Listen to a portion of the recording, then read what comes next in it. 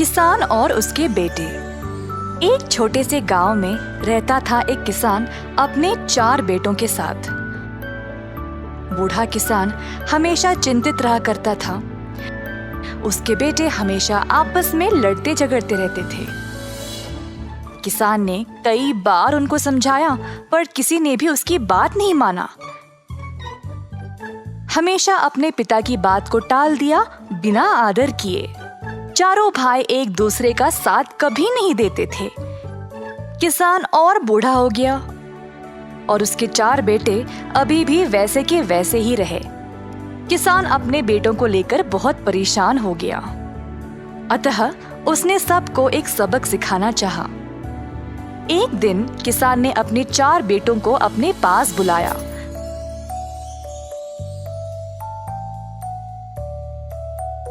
सबको लकड़ियों का घट्टा दिया। मेरे बच्चों, तुम सब के लिए मेरे पास एक काम है। ये एक साधारण लकड़ियों का घट्टा है। मैं चाहता हूँ कि तुम इस घट्टे को 2 हिस्सों में तोड़ दो। सबको ऐसा करने का एक मौका मिलेगा। सच में पिताजी, ये तो बहुत ही आसान है। उफ, तुम तो ये कर ही नहीं सकते, कोशिश भी नहीं करना। मैं तो सबसे बलवान हूँ और एक क्षण में तोड़ सकता हूँ। क्या मजाक है ये। सबको पता है कि सिर्फ मैं ही यह कर पाऊंगा। अच्छा, बस करो अब। मैंने यहाँ तुम लोगों को लड़ाई करने नहीं बुलाया। जैसा मैंने कहा वैसे चुपचाप करो। पहले सबसे बड़े बेटे ने लकड़ियों के घट्टे को तोड़ने की कोशिश की। लकड़ियां ना टूटने की वजह से वह हैरान रह गया। उसने बहुत जोर लगाया और सांस लेने भी रुक गया, पर घट्टा टूटा नहीं। अंत में उसने हार मान ली। दूसरे भाई ने भी कोशिश की, पर वो भी असफल हुआ। तो गुस्से में आकर उसने लकड़ियों को नीचे फेंक दिया। बाकी के 2 भाइयों ने भी पूरा दम लगाकर लकड़ियों के घट्टों को तोड़ने की कोशिश की, पर वो भी सफल नहीं हुए। सब लोगों ने हार मान लिया और पिताजी से पूछने लगे, ये तो बकवास है पिताजी। वैसे आपने हमको ये करने को बोला ही क्यों? किसान ने कुछ नहीं कहा। उसने लकड़ियों का घट्टा लिया, उनको अलग किया और एक लकड़ी अपने सारे बेटों को दे दिया। अब तोड़ने की कोशिश करो। इस बार सबों ने आराम से लकड़ी को तोड़ दिया। मेरे बच्चों, मैं चाहता हूँ कि तुम इससे कुछ सीखो। केवल एक अलग लकड़ी आसानी से तोड़ दी जा सकती है, पर अगर 4 लकड़ी एक साथ रखोगे तो उनको तोड़ना बहुत मुश्किल हो जाता है। तुम चारों भी इन लकड़ियों की तरह ही हो। हमेशा एक साथ रहना और फिर कोई भी तुम्हारा बाल भी बांका नहीं कर सकता। इस बार लड़कों को पिताजी की सीख समझ आ गई।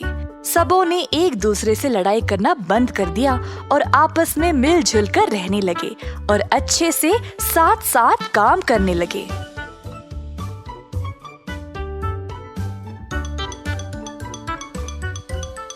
चार बेटों को ये एहसास हो गया था कि एकता में ही बल है।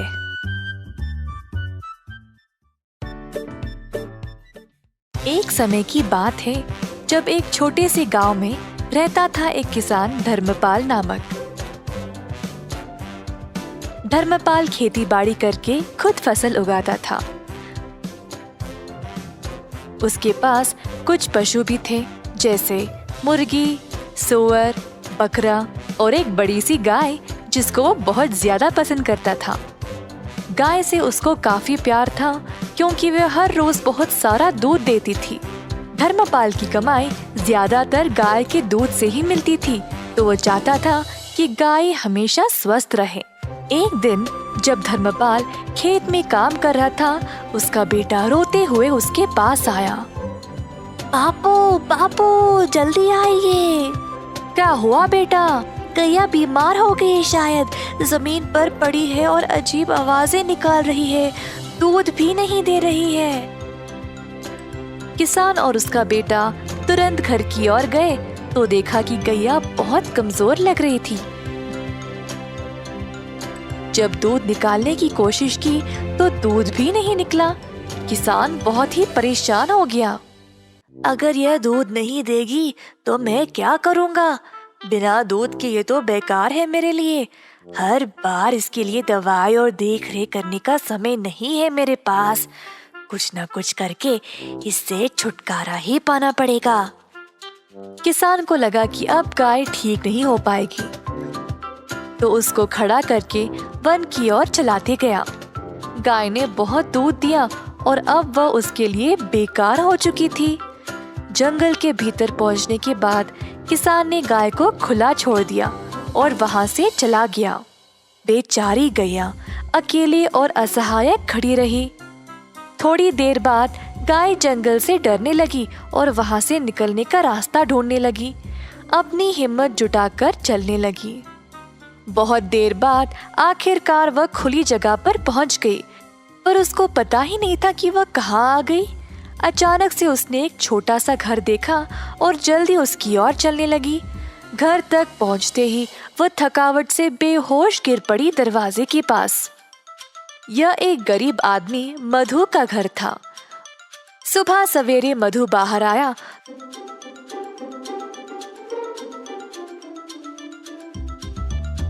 तो उसने गैया को अपने दरवाजे पर देखा। गैया बहुत बीमार लग रही थी और मधु को उसकी यह हालत देखकर बहुत दुख हुआ। उसने अपनी पत्नी को बुलाया मदद के लिए।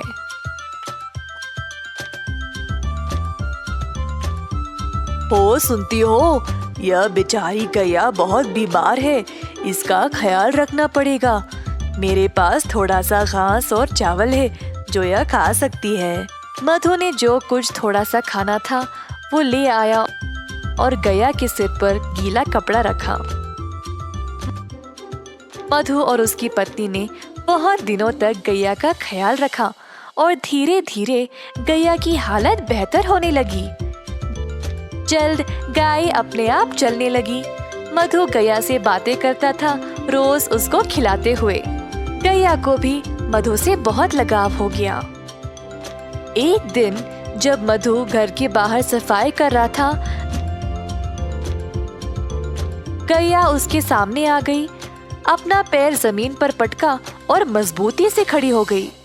पहले मधु को समझ नहीं आया, फिर उसको लगा कि शायद वो दूध देना चाहती है। मधु ने एक मटका लाया और गाय से दूध निकालने लगा। इतना सारा दूध देखकर मधु खुशी से झूम उठा। जल्दी वह अपनी पत्नी को दिखाया। देखो क्या हुआ आज, गौ माता ने दूध दिया है। हम इसको बेचकर अच्छा पैसा कमा सकते हैं। ये तो कमाल हो गया जी, प्रभु ने हमारी प्रार्थना सुन ली। ठीक है, आप जल्दी बाजार जाइए और इसको बेचकर पैसे ले आइए। आज रात हम घर पे दावत करेंगे। तो मधु गया बाजार और दूध बेचकर अच्छा पैसा कमाया।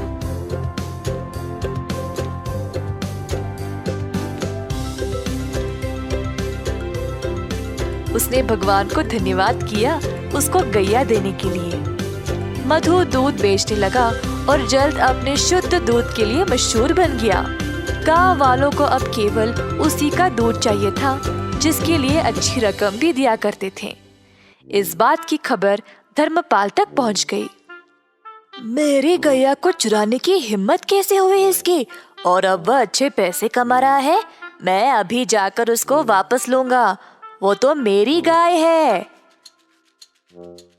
धर्मपाल गया मधु के घर। मैंने सुना मेरी गैया तुम्हारे पास है और तुम उसका दूध बेच रहे हो। ये तुम्हारी नहीं है, दे दो मुझे वापस। यह सच नहीं है, गाय बहुत बीमार थी और मरने वाली थी। तुमने इसका ख्याल नहीं रखा, पर मैंने इसको ठीक किया है, तो यह मेरी है। तुम गाय को वापस नहीं ले सकते।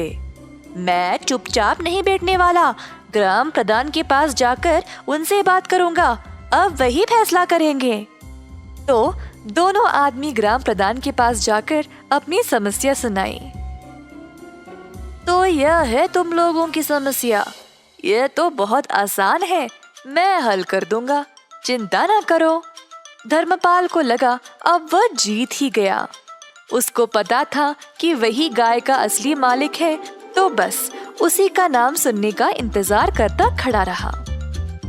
तुम दोनों गाय के दाएं और बाएं खड़े हो जाओ।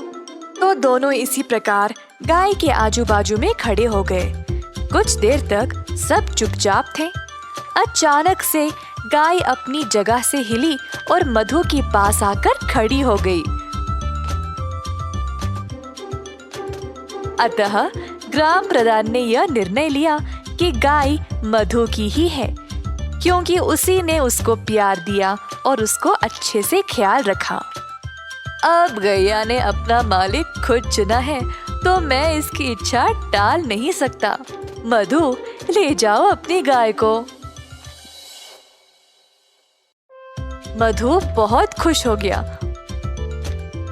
और गैया को अपने घर ले चला। धर्मपाल निराश होकर पछताने लगा कि उसने गैया को पहले जाने ही क्यों दिया था।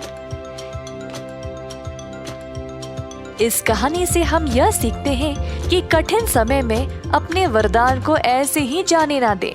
आपके पास जो है उसको हमेशा महत्व दे।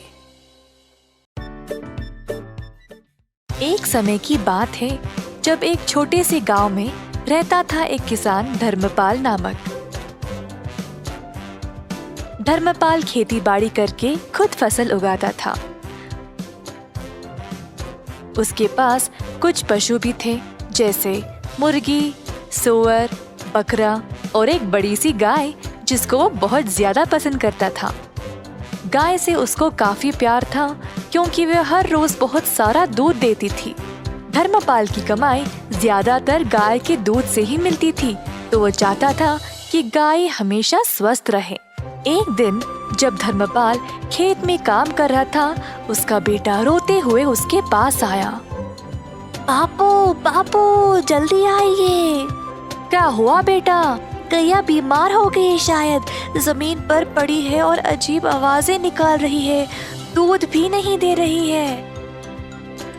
किसान और उसका बेटा तुरंत घर की ओर गए तो देखा कि गैया बहुत कमजोर लग रही थी। जब दूध निकालने की कोशिश की तो दूध भी नहीं निकला। किसान बहुत ही परेशान हो गया। अगर यह दूध नहीं देगी तो मैं क्या करूँगा? बिना दूध के ये तो बेकार है मेरे लिए। हर बार इसके लिए दवाई और देख रेख करने का समय नहीं है मेरे पास। कुछ न कुछ करके इससे छुटकारा ही पाना पड़ेगा।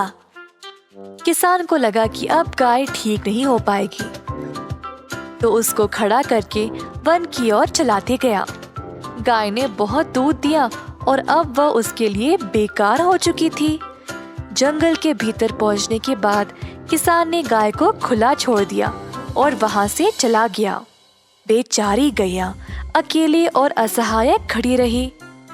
थोड़ी देर बाद गाय जंगल से डरने लगी और वहां से निकलने का रास्ता ढूंढने लगी। अपनी हिम्मत जुटाकर चलने लगी। बहुत देर बाद आखिरकार वह खुली जगह पर पहुंच गई, पर उसको पता ही नहीं था कि वह कहाँ आ गई। अचानक से उसने एक छोटा सा घर देखा और जल्दी उसकी ओर चलने लगी। घर तक पहुंचते ही वह थकावट से बेहोश गिर पड़ी दरवाजे के पास। यह एक गरीब आदमी मधु का घर था। सुबह सवेरे मधु बाहर आया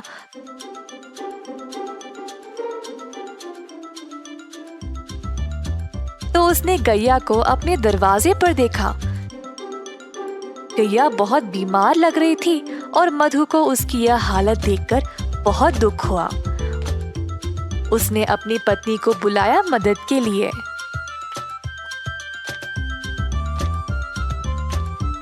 हो, सुनती हो? यह बेचारी गैया बहुत बीमार है, इसका ख्याल रखना पड़ेगा। मेरे पास थोड़ा सा घास और चावल है जो यह खा सकती है। मधु ने जो कुछ थोड़ा सा खाना था वो ले आया और गैया के सिर पर गीला कपड़ा रखा। मधु और उसकी पत्नी ने बहुत दिनों तक गैया का ख्याल रखा और धीरे धीरे गैया की हालत बेहतर होने लगी। जल्द गाय अपने आप चलने लगी। मधु गैया से बातें करता था, रोज उसको खिलाते हुए। गैया को भी मधु से बहुत लगाव हो गया।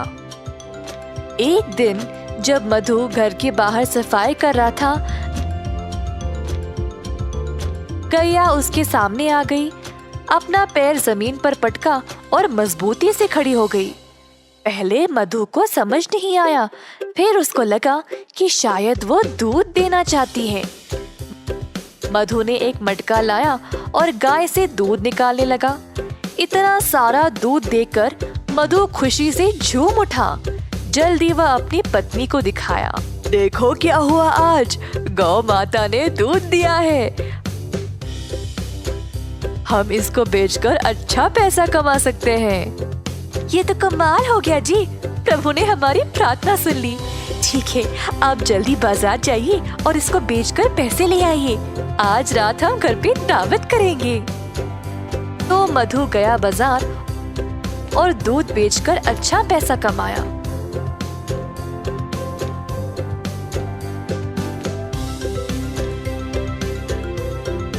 उसने भगवान को धन्यवाद किया उसको गैया देने के लिए।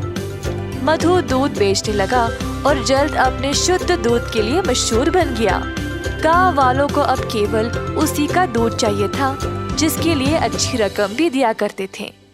इस बात की खबर धर्मपाल तक पहुंच गई। मेरी गैया को चुराने की हिम्मत कैसे हुई इसकी, और अब वह अच्छे पैसे कमा रहा है। मैं अभी जाकर उसको वापस लूंगा, वो तो मेरी गाय है। धर्मपाल गया मधु के घर। मैंने सुना मेरी गैया तुम्हारे पास है और तुम उसका दूध बेच रहे हो। ये तुम्हारी नहीं है, दे दो मुझे वापस। यह सच नहीं है, गाय बहुत बीमार थी और मरने वाली थी। तुमने इसका ख्याल नहीं रखा, पर मैंने इसको ठीक किया है, तो यह मेरी है। तुम गाय को वापस नहीं ले सकते। मैं चुपचाप नहीं बैठने वाला, ग्राम प्रधान के पास जाकर उनसे बात करूंगा। अब वही फैसला करेंगे। तो दोनों आदमी ग्राम प्रधान के पास जाकर अपनी समस्या सुनाई। तो यह है तुम लोगों की समस्या, यह तो बहुत आसान है, मैं हल कर दूंगा, चिंता ना करो। धर्मपाल को लगा अब वह जीत ही गया। उसको पता था कि वही गाय का असली मालिक है, तो बस उसी का नाम सुनने का इंतजार करता खड़ा रहा। तुम दोनों गाय के दाएं और बाएं खड़े हो जाओ। तो दोनों इसी प्रकार गाय के आजू बाजू में खड़े हो गए। कुछ देर तक सब चुपचाप थे। अचानक से गाय अपनी जगह से हिली और मधु के पास आकर खड़ी हो गई। अतः ग्राम प्रधान ने यह निर्णय लिया कि गाय मधु की ही है, क्योंकि उसी ने उसको प्यार दिया और उसको अच्छे से ख्याल रखा। अब गैया ने अपना मालिक खुद चुना है, तो मैं इसकी इच्छा टाल नहीं सकता। मधु, ले जाओ अपनी गाय को। मधु बहुत खुश हो गया और गैया को अपने घर ले चला।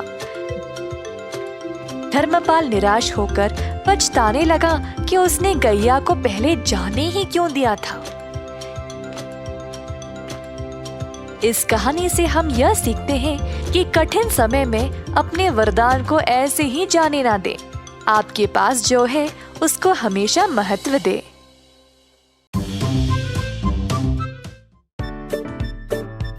एक गांव में रहता था एक कुम्हार।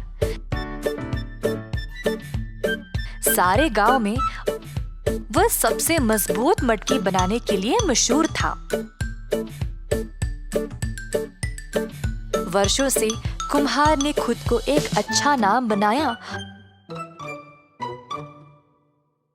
और आर्थिक रूप से भी काफी अच्छा था। वह अपने परिवार के साथ रहता था और उनको सुखी रखने के लिए बहुत मेहनत भी करता था। कुम्हार के पास एक पालतू कुत्ता और गधा था। उनको घर के लिए और काम में भी उपयोग करता था। कुत्ता उसके घर की पहरेदारी करता और जहाँ भी जाना होता उसके साथ जाता। गधा मटके घर और बाजार के बीच ऊपर नीचे करता था। कुत्ता और गधा दोनों कुम्हार के आंगन में सोते थे। इसी तरह वे अपना जीवन बिता रहे थे। परंतु कुछ समय से कुम्हार गधे को ज्यादा ध्यान देने लगा। अब क्योंकि काम के सिलसिले में ज्यादातर समय वह गधे के साथ बिताता था,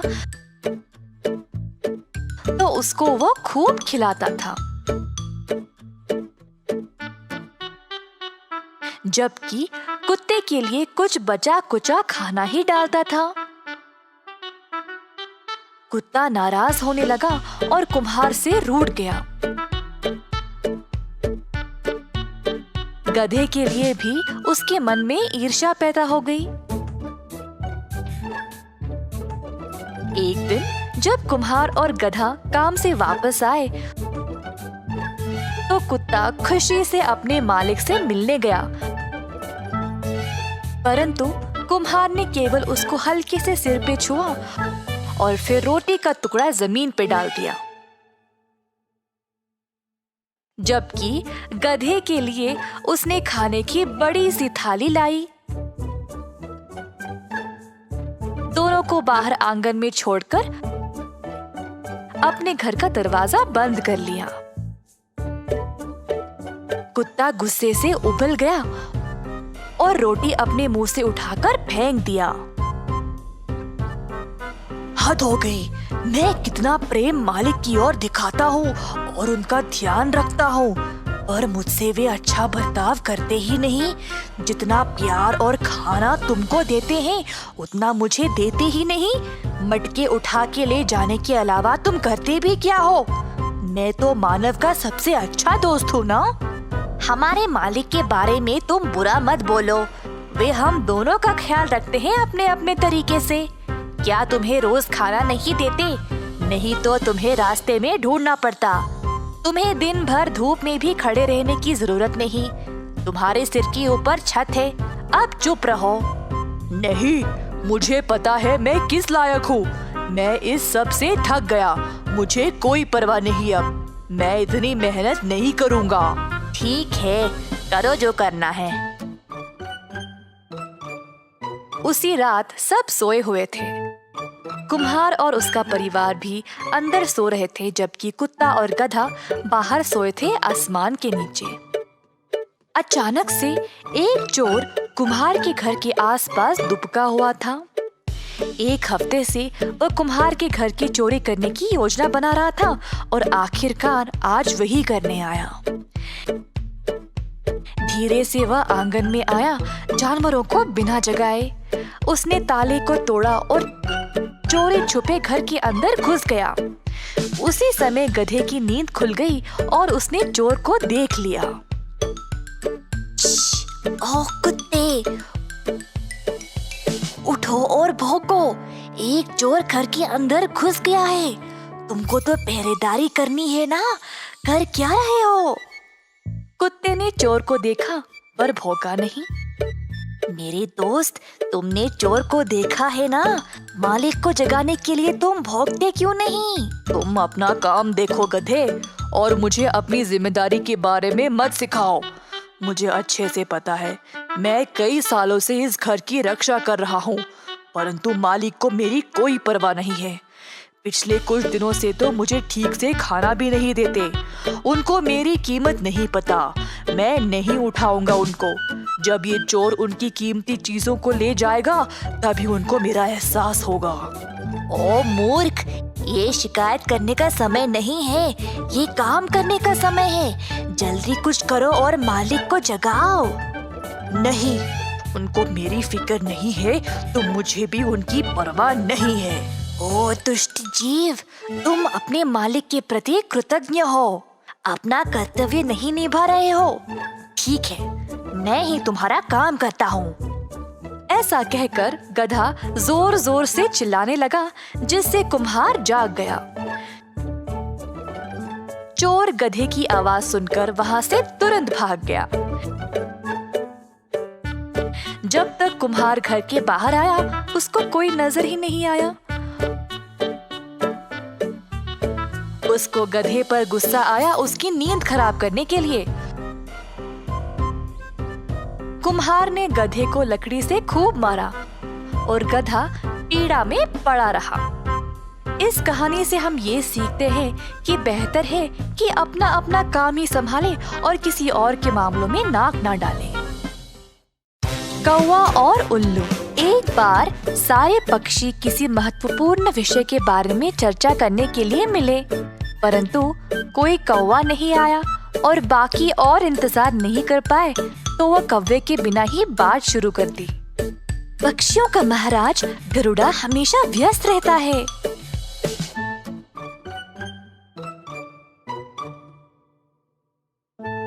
उनको हमारी चिंता है ही नहीं।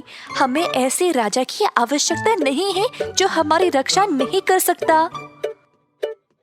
सब पक्षी एक दूसरे की ओर देख रहे थे जब उनकी नजर उल्लू पे पड़ी। क्यों ना उल्लू को चुना जाए, वह शक्तिशाली है और अनोखे गुणों वाला भी। और सबसे जरूरी बात, वह रात को भी देख सकता है। हाँ, उल्लू ही हमारा राजा होना चाहिए। उल्लू को मुकुट पहनाने की तैयारी की जा रही थी। उल्लू को अपने सिंहासन के पास लिया जा रहा था जब अचानक से एक कौवा उधर आ पहुंचा और पूछा, क्या मैं जान सकता हूँ इधर हो क्या रहा है? ओ कौवा, गरुड़ा को हमारे लिए कोई समय नहीं है,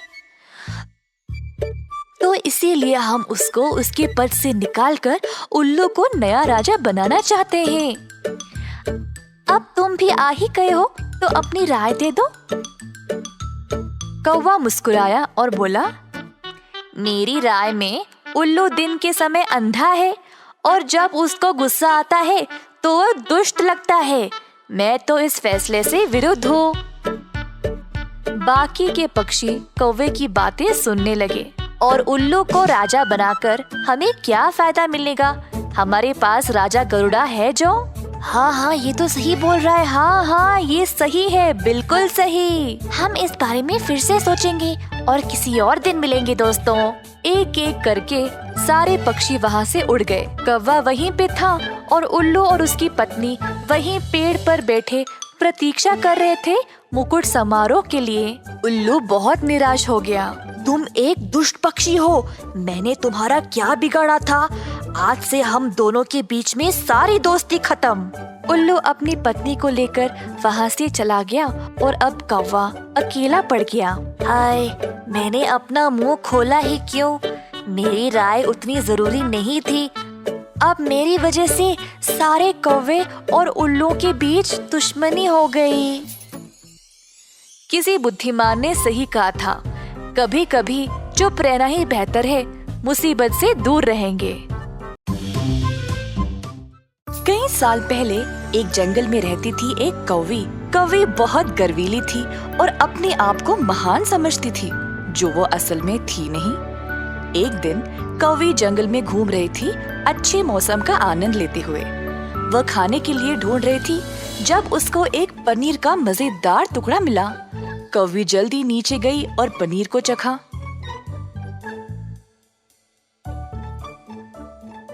वाह, ये पनीर तो कितना मजेदार है। मेरी किस्मत तो अच्छी ही है आज। अब बस कोई शांत जगह मिल जाए जहाँ पे मैं बैठ के इसको खा सकूं। तो कौवी उड़ी कोई अच्छे से पेड़ की खोज में।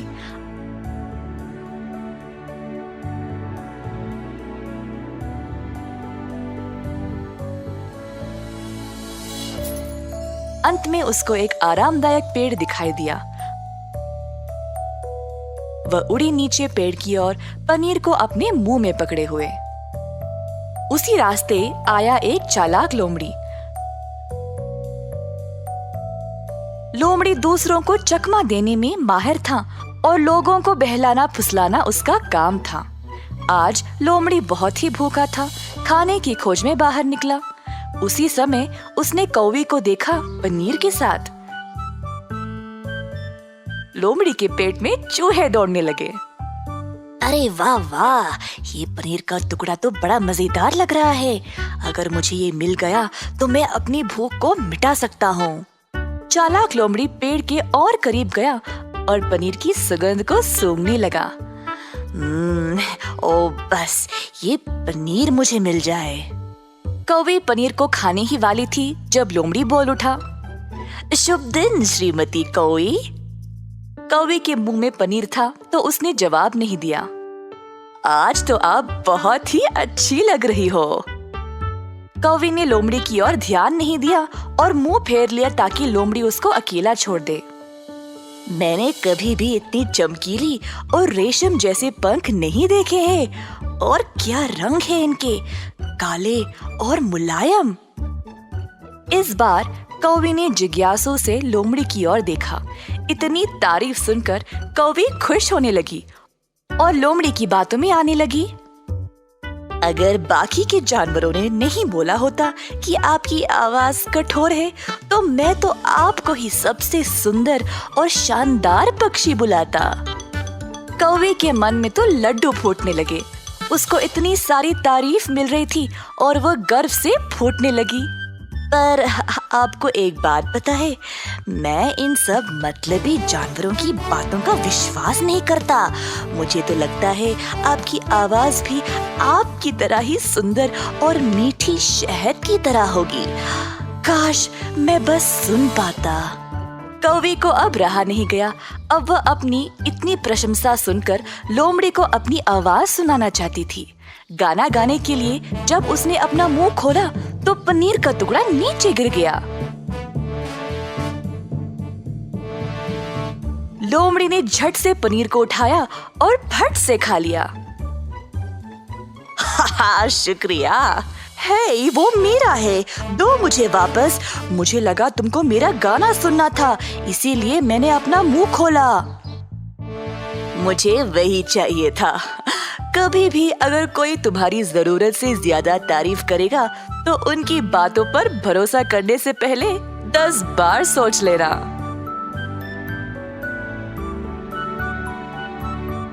इस कहानी से हम ये सीखते हैं कि घमंडी लोगों को अंत में हार ही प्राप्त होता है।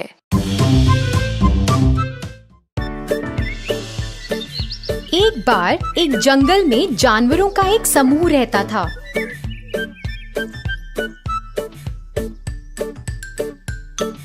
वो काफी अच्छे से एक साथ रहते थे और एक दूसरे की संगत में जीवन का आनंद उठाते थे। कई सारे जानवरों के बीच एक सुंदर मोर था। उसके पंख पर नीले, हरे और पीले रंगों से बनावट थी। वो आसपास का सबसे अच्छा नर्तक था। उसने अपनी खूबसूरत पेशकश से कई जानवरों को आकर्षित किया, लेकिन एक चीज जो उसके बारे में आकर्षक नहीं थी, वो था उसका घमंड। क्योंकि उसने प्रदर्शन करने से बहुत पैसे कमाए, वो अक्सर दिखावा करना पसंद करता था। मगर वो अकेला भी था।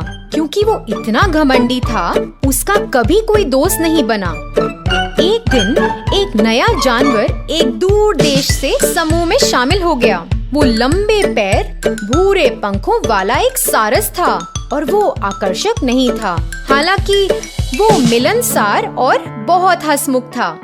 अन्य जानवरों ने उसके अब तक के रोमांचक सफर की कई कहानियों का आनंद लिया और जल्दी ही उसने एक बंदर, हिप्पो, जिराफ और कुछ और जानवरों के साथ दोस्ती भी कर ली।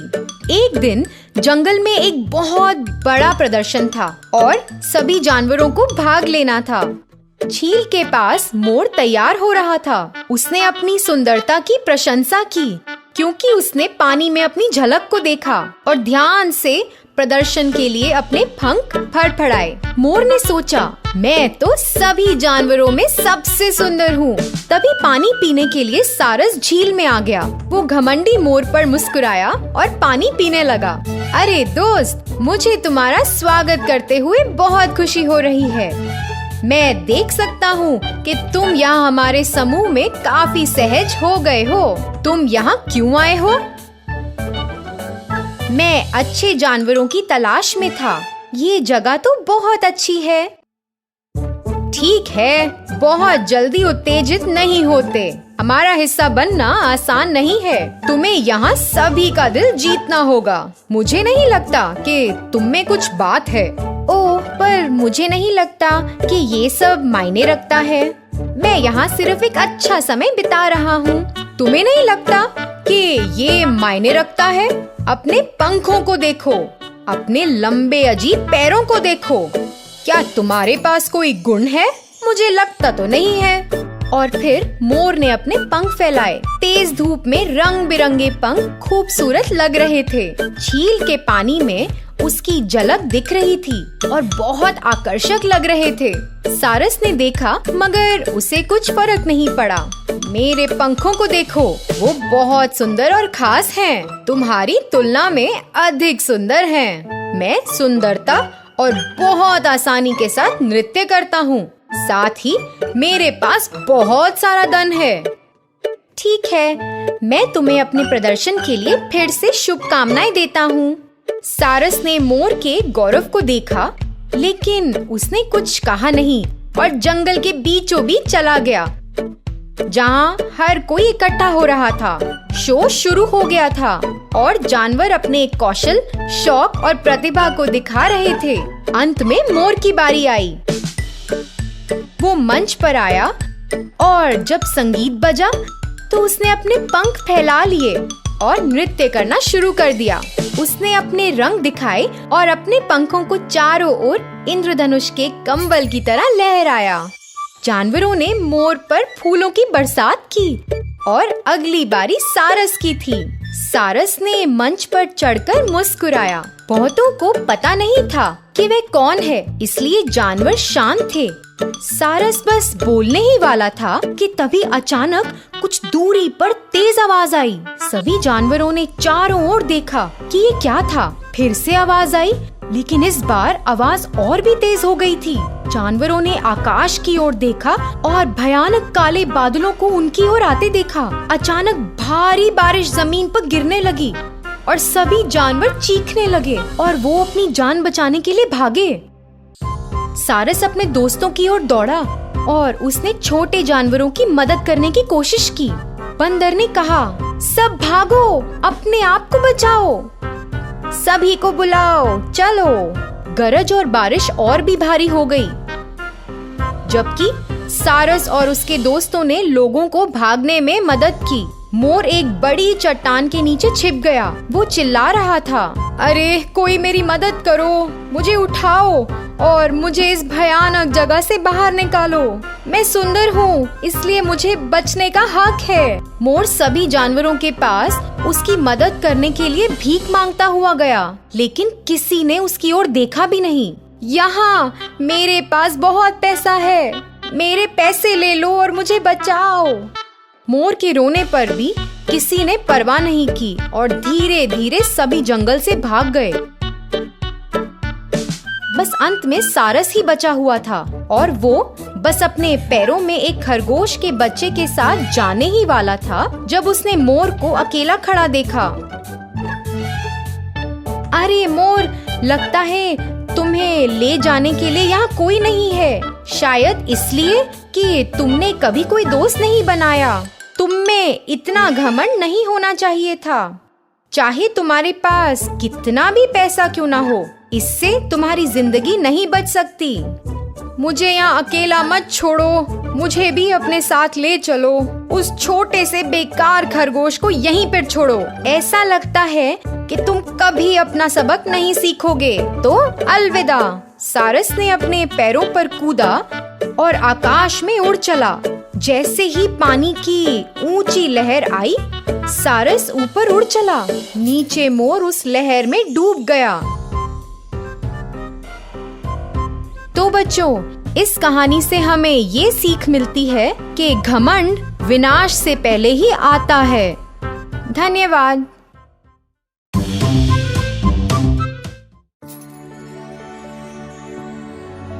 एक बार एक विचित्र छोटे शहर में टोनी नामक एक चतुर धोबी रहता था। टोनी बहुत गरीब था और अपने काम में मदद करने के लिए उसके पास एक गधा था। टोनी का एक बड़ा परिवार था, इसलिए गधे को देने के लिए पर्याप्त भोजन नहीं रहता था। समय के साथ गधा बहुत पतला और कमजोर हो गया था। इसी वजह से गधे के लिए अपनी पीठ पर कपड़े उठाना नामुमकिन हो गया।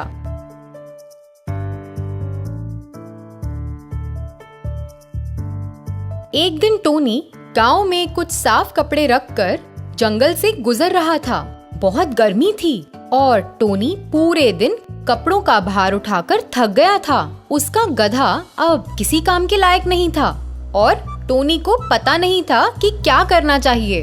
मैं कड़ी मेहनत करता हूँ, लेकिन मैं बहुत सा पैसा नहीं कमा पा रहा। मैं अपनी पत्नी और बच्चों को अच्छी तरह नहीं खिला पा रहा हूँ। मैं इस गधे को कैसे पालूंगा? मुझे जल्दी से समाधान चाहिए, नहीं तो मैं हर दिन इन सभी कपड़ों को ले जाने से बेहोश हो जाऊंगा। मेरे पास नया गधा खरीदने के पैसे नहीं हैं और ना ही मुझे ऐसा लगता है कि इससे छुटकारा पाया जा सकता है, क्योंकि फिर तो मैं हर चीज से हाथ धो बैठूंगा। जैसा कि टोनी ने सोचा था, आगे उसने जमीन पर कुछ बिछा हुआ देखा। जैसे ही टोनी करीब आया, उसने देखा कि वह तो एक बड़े बाघ की खाल है। तुरंत टोनी को एक विचार आया। यह वही था जिसकी उसे जरूरत थी। मैं अपने गधे के लिए इसका इस्तेमाल कर सकता हूँ। मुझे पता है कि मुझे क्या करना है। मैं गधे को इस खाल में ढक दूंगा और उसे पास के खेत में ले जाऊंगा और इसी तरह मेरा गधा कुछ खा पाएगा और स्वस्थ हो सकता है। टोनी जल्दी से उस दिन घर गया और सीधे अपने गधे के पास गया। उसने अपने गधे पर बाघ की खाल उतारी और उसे देखने के लिए वापस खड़ा हो गया। वो लगभग एक असली बाघ की तरह ही लग रहा था। टोनी बहुत खुश था कि वह इतनी शानदार योजना के साथ आया और अगले दिन का इंतजार नहीं कर सका।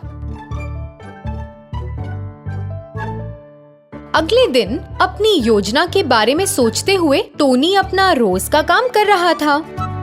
फिर सूरज डूब गया और रात हो गई थी। टोनी बाहर गया और भारी बाघ की खाल में गधे को लपेट दिया। अब जाओ, तब तक खाओ जब तक तुम्हारा खूब पेट ना भर जाए। और देखो, मुझे निराश मत करना। यह तुम्हारे जीवित रहने का एकमात्र मौका है। टोनी गधे को ग्रामीणों के खेत में ले गया और उसे रात में फसलें खाने के लिए छोड़ दिया। टोनी जल्दी से पास के एक पेड़ पर भाग गया, ये देखने के लिए कि उसकी योजना काम करेगी या नहीं। जैसा कि उसने उम्मीद की थी, ग्रामीण रात में अपने खेतों पर जांच करने के लिए निकले थे। जब उन्होंने बाघ की खाल देखी तो वह बहुत डर गए और ये मानते हुए कि वो एक असली बाघ है, अपने घरों के अंदर वापस भाग गए। उस दिन से टोनी गधे को बाघ की खाल में ढक देता और उसे ग्रामीणों के खेतों में चरने देता था। रात में गधे ने खेतों में अपने पूरे भोजन का आनंद लिया और सुबह तक वह वापस टोनी के पास लौट आया। गधा और टोनी दोनों इस बात से खुश थे और यह कई महीनों तक चला। बहुत जल्द गधा मोटा और मजबूत हो गया और टोनी बेहद प्रसन्न हुआ।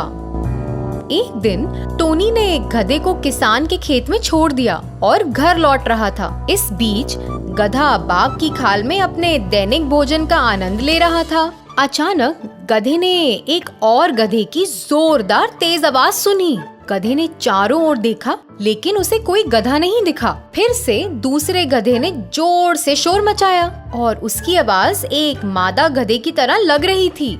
टोनी का गधा यह सोचकर इतना उत्तेजित हो गया कि एक मादा गधा उसके आसपास थी, इसलिए उसने अपना मुंह खोला और जोर से चिल्लाया ताकि वह सुन सके। तुरंत गांव के एक किसान के कुत्ते ने भौंकना शुरू कर दिया और सभी गांव वालों को जगाया।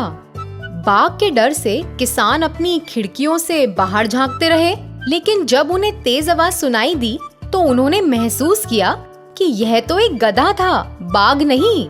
उन्होंने यह भी महसूस किया कि यह उस धोबी की एक चाल थी। गधे को डराने के लिए लाठी और डंडों के साथ सभी गांव वाले चिल्लाते हुए खेतों में भाग गए। इस बीच घर जाते हुए टोनी ने इस हंगामे की आवाज सुनी और अपना गधा खोने के डर से खेतों की ओर वापस चला गया।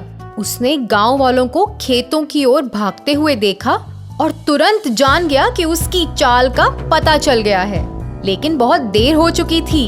वह अपने गधे को नहीं बचा सका, इसलिए वो चुपचाप वहीं खड़ा रहा। जबकि गांव वालों ने गधे का पीछा किया और उसे अच्छा सबक सिखाया। टोनी ने हमेशा अपने किए पर पछतावा किया। अब उसने अपनी चालाक योजना के कारण अपना एकमात्र गधा खो दिया। तो बच्चों, इस कहानी से हमें ये सीख मिलती है कि इस प्रकार की चालाकी से किसी का भला नहीं हुआ है। अपने आप को ऐसा नहीं दर्शाना चाहिए जो हम असल में नहीं हैं। धन्यवाद। एक बार एक जंगल में रहता था एक जम्बुक धार्मिका नामक। उसके नाम का इतना अच्छा मतलब था, पर उसका स्वभाव पूरा उल्टा और शातिर। एक बार वो जंगल में घूम रहा था खाने की खोज में, जब उसको एक बिल मिला जिसमें बहुत सारे चूहे थे। धार्मिका ने देखा कि ये सारे चूहे आराम से अपने मुखिया चूहा के साथ रह रहे थे। इतने सारे चूहे एक ही जगह पर देखकर धार्मिका बहुत खुश हो गया। उसने सोचा, ये तो बड़ी अच्छी जगह है रहने के लिए।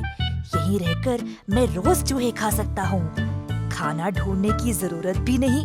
इन चूहों को तो मैं जीवन भर तक खा सकता हूँ। अब चूहों को पकड़ने के लिए उसको कोई योजना बनानी पड़ेगी। काफी देर तक सोचने के बाद जम्बुक ने निर्णय लिया कि वह एक साधु के रूप में उनके सामने जाएगा। धार्मिका उनके बिल के बाहर एक पैर पर खड़ा हो गया, अपना मुंह खुला और आंखें सूर्य की ओर। उसी समय चूहों का मुखिया बाहर आया। धार्मिका की मुद्रा को देखकर हैरान रह गया। श्रीमान, आप यहाँ क्या कर रहे हो? मेरे बच्चे, मैं अपने एक ही पैर पर इसीलिए खड़ा हूँ क्योंकि ये धरती मेरे 4 पैरों का वजन नहीं बर्दाश्त कर पाएगी। पर आपने अपना मुंह खुला क्यों रखा है और सूर्य की ओर क्यों देख रहे हो? मैं हवा के अलावा और कुछ नहीं खाता और केवल सूर्य की ही पूजा करता हूँ। जम्बुक की बातों पर विश्वास करके मुखिया गया बाकी के चूहों को ये बात बताने के लिए। दोस्तों, हम बहुत भाग्यशाली हैं। हमारे बिल के बाहर जो जम्बुक खड़ा है वो एक साधु है। चलो हम सब उसका आशीर्वाद लेते हैं। अतः सारे चूहे बाहर आ गए धार्मिका का आशीर्वाद लेने। दिन भर यही चलता रहा और फिर शाम को सारे चूहे अपने बिल में वापस चले गए। जब आखिरी चूहा वापस जा रहा था, तब धार्मिका ने झट से उसको पकड़ा और खा लिया। रोज यही चलता रहा और जब भी मौका मिले धार्मिका एक एक करके चूहों को खाता गया। पहले पहले चूहों ने ध्यान नहीं दिया, पर दिन पे दिन उनकी आबादी कम होती गई। ये बिल में पहले बहुत भीड़ हुआ करती थी, पर अभी खाली खाली लग रहा है ना? कुछ तो गड़बड़ है। मुखिया को अब जम्बुक पे शक होने लगा। उसने सच पता लगाने का निर्णय लिया। अगली शाम जब चूहे अपने बिल में वापस लौट रहे थे, तब मुखिया भी अंत तक खड़ा रहा और थोड़े दूर से देख रहा था कि क्या होने वाला है। मुखिया का शक सही निकला, क्योंकि जैसे ही आखिरी चूहा अंदर जाने ही वाला था, जम्बुक ने उस पर झपटी मारा और उसको खा गया। तुरंत मुखिया गया जम्बुक के सामने। धार्मिका हैरान रह गया। मुखिया बोला, धोखेबाज, इतने दिनों से तुम साधु बनने का नाटक कर रहे थे। हमारी बहुत बड़ी सेना है और तुम बस एक ही हो। यहाँ से दफा हो जाओ, नहीं तो हमारे हाथ मर जाओगे। धार्मिका डर गया और तुरंत वहाँ से भाग निकला। धोखेबाज लोग कभी न कभी पकड़े ही जाते हैं।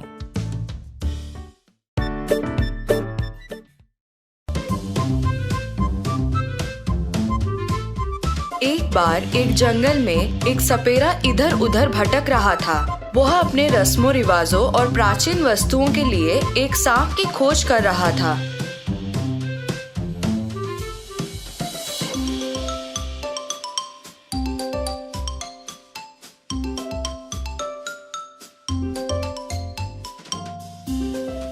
अंत में उस सपेरे ने एक सांप को पकड़ लिया और उसे बेत से बनी एक टोकरी में डाल दिया। जैसे ही सपेरा थोड़ा आगे बढ़ा, उसे एहसास हुआ कि उसे सांप को खिलाने की जरूरत है। इसलिए उसने चूहा खोजना शुरू कर दिया।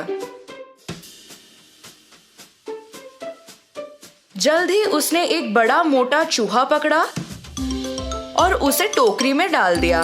टोकरी के अंदर सांप और चूहा एक तंग स्थिति में थे, जहां सांप चूहे को खाने वाला था। इस मूर्ख आदमी ने मुझे इस टोकरी में डाल दिया है। तुम ही हो जिसकी मुझे जरूरत थी। मैं तुम्हें अभी खा जाऊंगा।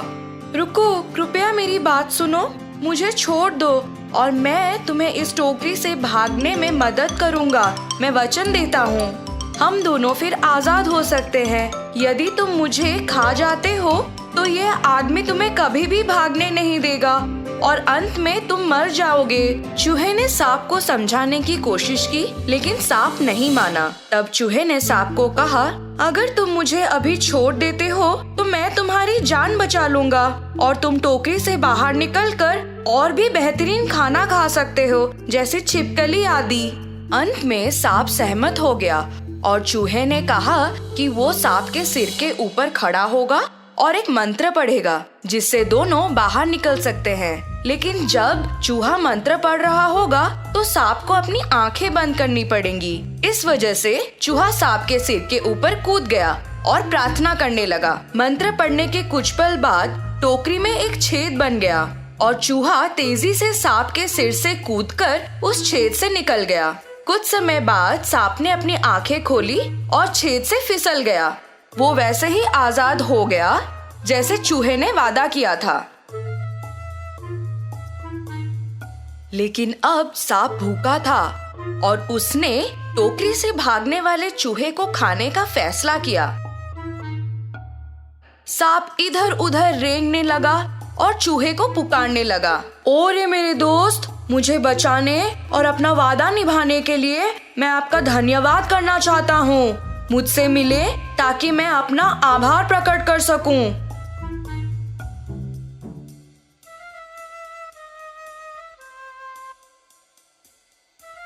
एक लंबी खोज के बाद उसे चूहा मिला, लेकिन चूहे ने सांप को आते देखा और अपने छेद में भाग गया। तब सांप ने चूहे को यह कहकर छेद से बाहर निकालने की कोशिश की कि वह उसे धन्यवाद कहना चाहता है और वह चूहे का दोस्त बनना चाहता है। मुझे लगता है कि हम अच्छे दोस्त बन सकते हैं। हम एक दूसरे की रक्षा कर सकते हैं और एक साथ भोजन की तलाश कर सकते हैं। कृपया बाहर आ जाओ मेरे दोस्त। हम दोस्त नहीं हैं, तुम मेरे दुश्मन हो और तुम मुझे खा जाओगे। मैंने तुम्हारा दोस्त बनने का नाटक किया क्योंकि मैं अपनी जान बचाना चाहता था। क्या तुम मुझ पर भरोसा नहीं करते? दोस्ती केवल बराबरी के बीच होती है। तुम मेरे बराबर नहीं हो, इसलिए हम कभी दोस्त नहीं बन सकते।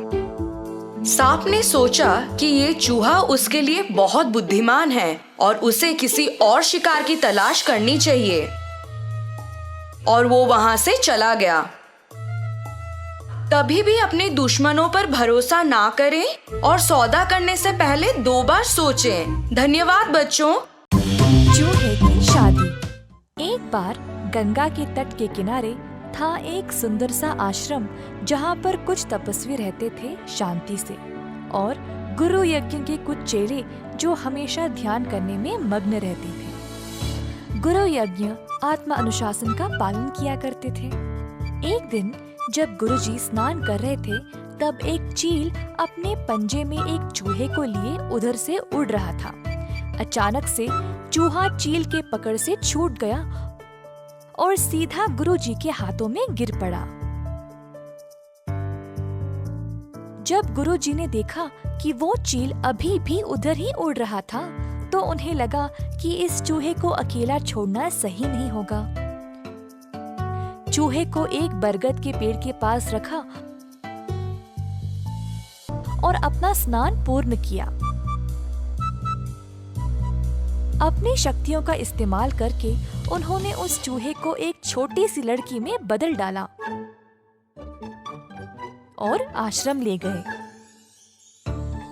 उन्होंने अपनी धर्मपत्नी से कहा, मेरी प्रिय, इस बच्ची को एक प्रदान मानकर स्वीकार करो, क्योंकि हमारे पास खुद की संतान नहीं है।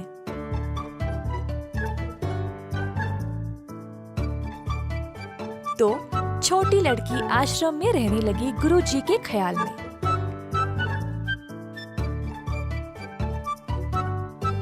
उसने बहुत ज्ञान पाया और दुनिया के बारे में भी बहुत कुछ सीखा। दोनों गुरुजी और उनकी पत्नी को अपनी अनोखी पुत्री पर गर्व था। एक दिन गुरुजी ने ध्यान दिया कि अब उनकी बेटी विवाह के लायक हो चुकी थी। अब क्योंकि वह खुद अनोखी थी, उनको लगा कि उसके लिए कोई अनोखा सहभागी चुनना चाहिए। अगली सुबह अपनी शक्तियों का उपयोग करके गुरुजी ने सूर्य भगवान को बुलाया और कहा, कृपया मेरी पुत्री से विवाह करें। अगर इसकी मर्जी है तो मेरी इच्छा है कि आप इसकी सहभागी बने। परंतु बेटी ने बोला, पिताजी, सूर्य भगवान तो पूरी दुनिया को रोशन करते हैं, पर वे बर्दाश्त के बाहर गर्म हैं और आग जैसे हैं। मुझे इनसे विवाह नहीं करनी। कृपया आप कोई और ढूंढे। गुरुजी सोचने लगे, सूर्य भगवान से भी अच्छे कौन है? सूर्य भगवान ने सलाह दी, गुरुजी, आप बादल राजा से बात कर सकते हैं। वह मुझसे भी महान है, क्योंकि वह मुझे और मेरी रोशनी को छुपा सकते हैं।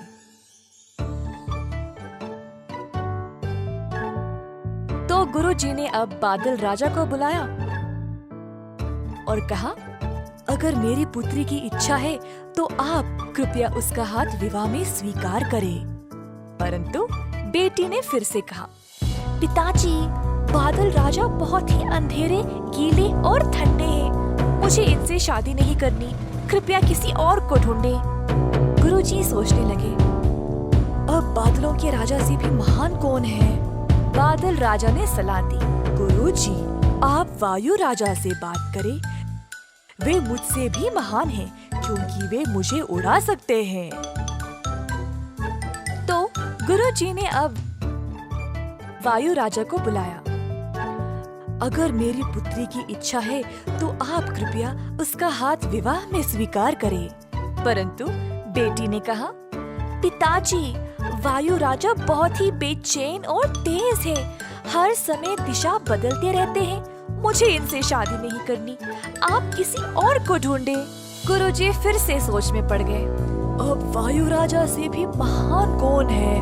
वायु राजा ने सलाह दी, गुरुजी, आप पर्वत महाराज से बात कर सकते हैं। वे मुझसे भी महान हैं, क्योंकि वे मुझे रोक सकते हैं।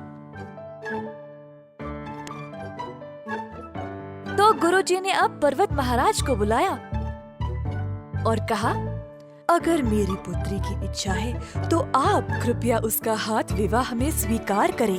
पर बेटी फिर से बोल उठी, पिताजी, पर्वत महाराज बहुत ही सख्त और कठोर है। वह एक ही जगह रहते हैं। मुझे इनसे शादी नहीं करनी। कृपया आप किसी और को चुने।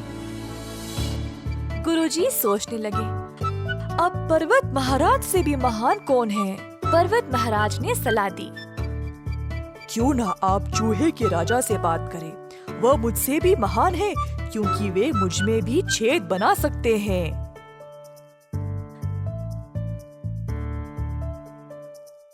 तो अब गुरुजी ने चूहा राजा को बुलाया और कहा, अगर मेरी पुत्री की इच्छा है तो आप कृपया उसका हाथ विवाह में स्वीकार करें। जब बेटी चूहे राजा से मिली तो वह बहुत प्रसन्न हो गई और शर्माते हुए अपनी रजामंदी दे दी। अब अंत में गुरुजी अपनी शक्तियों का उपयोग करके अपनी बेटी को वापस एक सुंदर चूही में बदल डाला, ताकि वह अपने विवाहिक कर्तव्यों को निभा सके। अंततः गुरुजी की बेटी का विवाह हो गया। किसी ने सही कहा था, जो जन्मजात है वह कभी नहीं बदल सकता। जम्बुक और जादुई मंत्र। एक सुनसान जंगल में वाराणसी के राजा के पुजारी ब्रह्मदत्ता एक बार एक रहस्यमय मंत्र का वर्णन कर रहे थे। एक जम्बुक पास में था। जब उसने भी मंत्र को सुना यह मंत्र लोगों को नियंत्रित करने और उन्हें बताए अनुसार काम करने की शक्ति देगा। ये कोई खास मंत्र लग रहा है। अगर मैं ध्यान से सुनूं तो शायद मैं भी इसको सीख पाऊं। कुछ देर बाद ब्राह्मण अपने स्थान से उठ गया। चलो, मैंने इस मंत्र को पूरा सीख लिया है। उसी समय जम्बुक ब्राह्मण के सामने आ खड़ा। हो ब्राह्मण, इस मंत्र को मुझसे अच्छा नहीं सीखा होगा तुमने। ऐसा कहकर जम्बुक वहाँ से भाग गया और ब्राह्मण भी उसका पीछा करने लगा। उफ, इस जम्बुक को पकड़ना ही पड़ेगा, नहीं तो ये मंत्र का गलत उपयोग करेगा। परंतु ब्राह्मण जम्बुक को पकड़ नहीं पाया और जम्बुक घने जंगल में गायब हो गया। सबसे पहले मैं शादी करूंगा और फिर इस मंत्र से सारे जानवरों को अपने कब्जे में कर लूंगा। जल्द जम्बुक ने अपने लिए एक दुल्हन ढूंढ ली, मंत्र का इस्तेमाल किया और उसको उससे शादी करने के लिए कहा। अगर तुम मुझसे शादी करोगी तो इस जंगल की महारानी बन जाओगी। ठीक है, मैं तुमसे शादी करूंगी। उसके बाद जम्बुक निकला सारे जानवरों को अपने वश में करने के लिए। उसने मंत्र पढ़ा और सारे जानवर उसके पीछे जाने लगे। जम्बुक के आगे अपने आप को न्योछावर कर दिया। तुम ही हमारे मालिक हो, ओ पराक्रमी। हाँ, आप ही हमारे राजा हो। आप जैसा चाहे हम वैसा ही करेंगे। फिर जम्बुक और उसकी पत्नी को एक शेर के ऊपर बिठाया गया, जो 2 और हाथियों के ऊपर खड़ा था।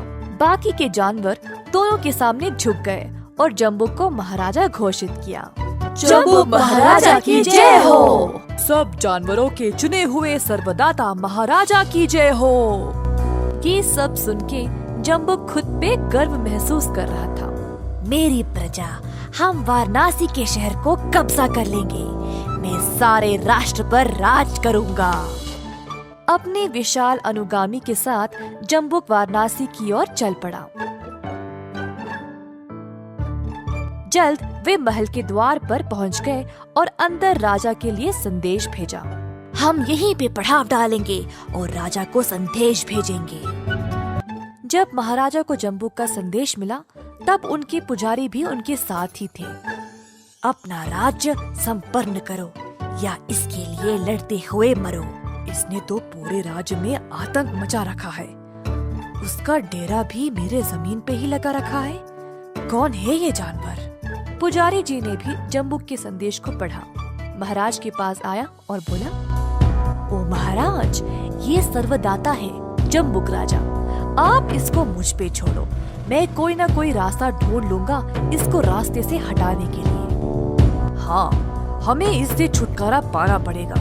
उम्मीद है तुम सफल रहोगे। मुझे इसकी योजना के बारे में पता लगाना होगा। पुजारी गया एक ऊंचे छज्जे पर और नीचे जम्बुक और उसकी सेना की ओर पुकारा किया। हो सर्वदाता, इस शहर को तुम कैसे कब्जा करोगे? मैं सब शेरों को गरजने को बोलूंगा, इससे सब परेशान हो जाएंगे। फिर मैं शहर के द्वार को पार करके सिंहासन पर बैठूंगा। ओहो, नामुमकिन। शेर जैसे महान जीव तुम जैसे साधारण जानवर की बात नहीं मानेंगे। बस तुमको ऐसा लगता है? सारे शेर मेरी आज्ञा का पालन करेंगे। जिस शेर के पीठ पर मैं बैठा हूँ वो भी तुम सब पे गरजेगा। उफ, अब इतना भी दिखावा मत करो, पहले ये करके तो दिखाओ। देखते हैं सब शेर तुम्हारी बात मानते हैं या नहीं। अपने राजा की आज्ञा का पालन करो। इतनी जोर से गरजना कि पूरे राज्य में तुम सबका शोर गूंजने लगे। सारे शेर गरजने लगे जोर से। हाथी डर कर शेर को अपने पीठ से गिरा दिया। जम्बुक और उसकी पत्नी जोर से जमीन पर गिर पड़े चिल्लाते हुए। ये सब देख के सारे हाथी परेशान होकर इधर उधर भागने लगे। बाकी के जानवरों ने भी एक दूसरे से टकराकर बखेरा खड़ा कर दिया। इस भागदड़ में जम्बुक कुचला गया और मर गया।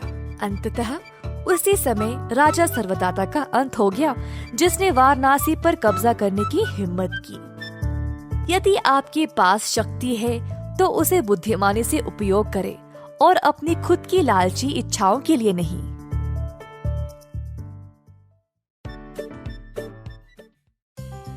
एक जमाने में एक शहर में रहते थे एक डॉक्टर। वे एक अति उत्तम और दयालु डॉक्टर थे और अपने काम में भी बहुत अच्छे थे। सारे गांव वाले उन्हें बहुत पसंद करते थे और लोगों की मदद करने के लिए हर कोई उन्हें बहुत सम्मान भी करता था। एक बार देर रात को बाहर बहुत तेज बारिश हो रही थी और डॉक्टर के दरवाजे पर किसी ने दस्तक दी। जब डॉक्टर ने दरवाजा खोला, उन्होंने देखा एक आदमी पूरी तरह भीगा हुआ था और कांप रहा था। श्रीमान, आप कौन हैं? इतनी बारिश में बाहर क्या कर रहे हैं?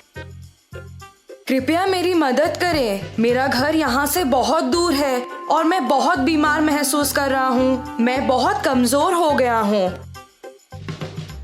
मुझे नहीं लगता कि मैं घर पहुँच पाऊंगा। कृपया मुझे आज रात यहीं रहने दें और मेरा इलाज करें। अंदर आ जाइए। आप आज रात यहाँ विश्राम कर सकते हैं। वो आदमी बहुत आभारी होकर अंदर आ गया, जबकि डॉक्टर ने उसकी सर्दी और फ्लू दूर करने के लिए उसे कुछ दवाई दी। दूसरे दिन सुबह उस आदमी ने डॉक्टर से कहा कि वो गांव का एक सोनार है और उसे अगर किसी भी तरह की मदद चाहिए तो वो उसके पास आ सकता है। सुनार ने डॉक्टर का शुक्रिया अदा किया और वहां से चला गया। कुछ दिन बीत गए। डॉक्टर अपनी दवाएं बनाने के लिए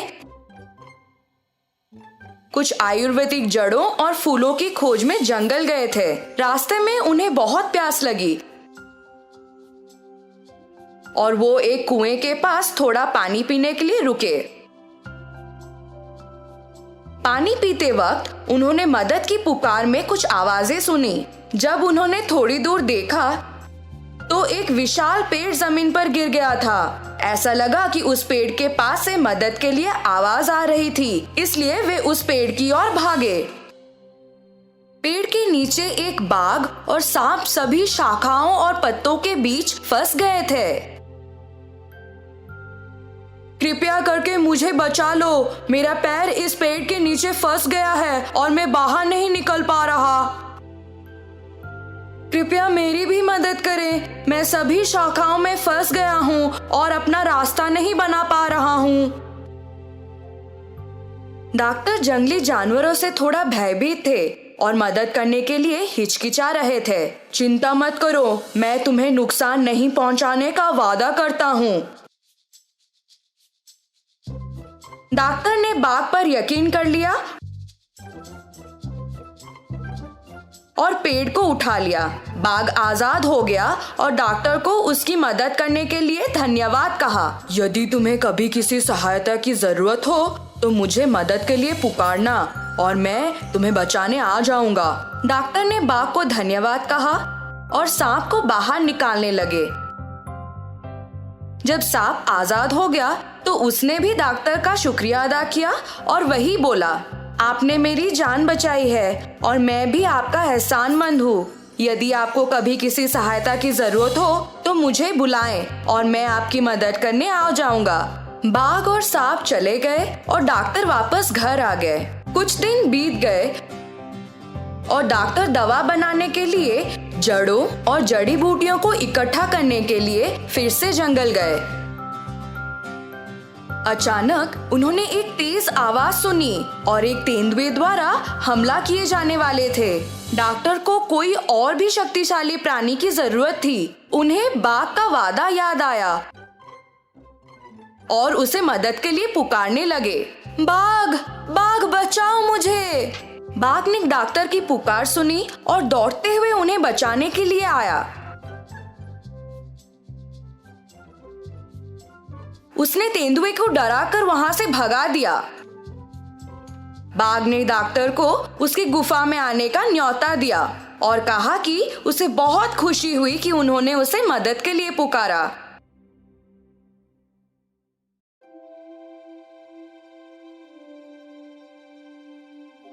उसने डॉक्टर को कुछ सोना भी दिया जो उसे जंगल में मिला था और उसके साथ व्यापार करने के लिए कहा। जैसे ही डॉक्टर बाग के गुफा से निकले,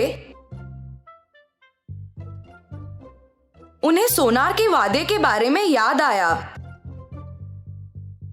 और वो गांव चले गए।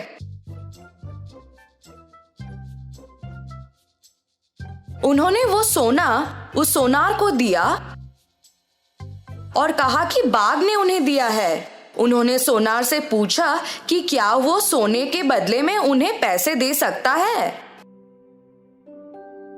सोनार ने वो सोना पहचान लिया कि वो सोना राजा के बेटे का था।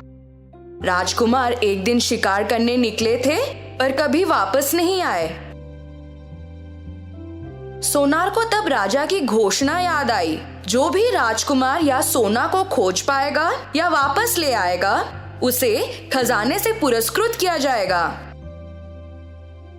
सोनार ने डॉक्टर को इंतजार करने को कहा, यह बोलकर कि वो सोने का गुण परखना चाहता है। उसी दौरान वो दुष्ट सोनार अपने घर के पीछे वाले रास्ते से निकल गया और राजा के पास गया उन्हें वो सोना दिखाने के लिए। उसने राजा को बोला कि एक आदमी के पास ये सोना था और शायद उसी ने राजकुमार को मारा होगा। राजा को बहुत गुस्सा आ गया और उन्होंने तुरंत डॉक्टर को सजा दी। जैसे ही डॉक्टर को जेल में डाला गया, वे चिल्लाने लगे, मुझसे कोई भूल नहीं हुई है। वो सोना मुझे मेरे दोस्त बाघ ने दिया था। सोना झूठ बोल रहा है। कृपया मुझे यहाँ से जाने दो। जब डॉक्टर जेल में कैद थे, तब एक चूहा उनके पास आया और उनसे बोलने लगा, मैं तुम्हारी मदद करना चाहता हूँ, पर मैं ज्यादा कुछ नहीं कर सकता। किसी ऐसे को पुकारो जो वाकई में तुम्हारी मदद कर सके। शायद वे आ जाएं। डॉक्टर को तब सांप के बारे में याद आया और वे उसको पुकारने लगे, ओ सांप, कृपया आकर मेरी मदद करो। जब सांप आया, उन दोनों ने पूरी घटना के बारे में बात की। तब सांप को एक विचार आया कि वो रानी को डस लेगा। क्योंकि मैं एक अपूर्व और जहरीला सांप हूँ, इसलिए कोई अन्य डॉक्टर मेरे काटने का इलाज नहीं कर सकता है। मैं जाकर रानी को काट लेता हूँ। उसके बाद आप उनकी सहायता करने का प्रस्ताव दें। ये बोलकर कि एक डॉक्टर के रूप में आपके पास अच्छे कौशल हैं। आप राजा के रक्षक तक पहुँच सकते हैं और कह सकते हैं कि आप रानी को बचा सकते हैं। योजना को अच्छी तरह से निष्पादित किया गया।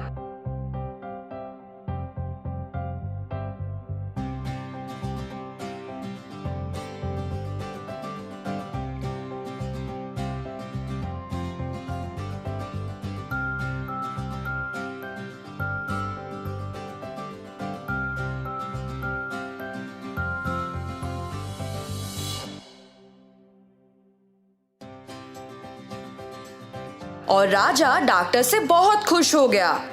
उन्होंने डॉक्टर से कहा कि उन्हें जो भी प्रसन्न हो वो उसकी मांग करें।